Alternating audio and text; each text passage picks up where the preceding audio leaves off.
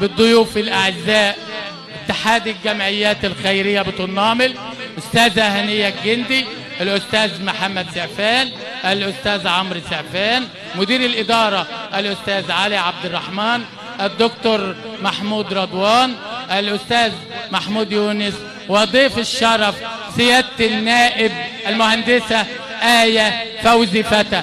أهلا بكم جميعا في مركز شباب جراح هذه الليلة في هذا العرس القروي الكبير. هنا في جراح لها طعم تاني. إذا كان في مصر رمضان في مصر حاجة تانية، الاحتفالات في جراح حاجة تانية. يعني ايه جراح؟ يعني ايه مركز شباب جراح؟ هنعرف كلنا حالا. مرة تانية هقول لكم هنعرف يعني ايه مركز شباب جراح. مركز شباب جراح بين الماضي والحاضر.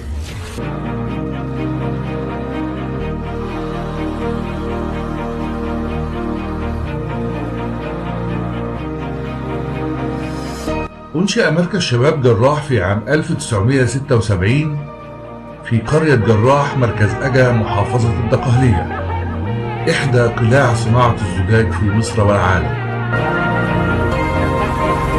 وعلى الرغم من كونه من مراكز الشباب التي عانت من ضعف الإمكانات لفترة طويلة، إلا أنه الآن ينافس وبقوة العديد من مراكز الشباب العريقة، بل ويتفوق بجدارة.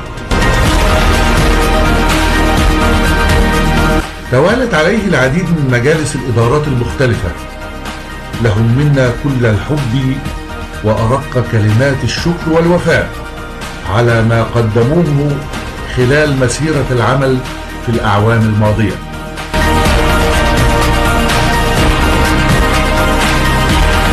ذكريات حفظناها في القلب، وصور حفظناها في العيون، وحلم بات هو الأمل.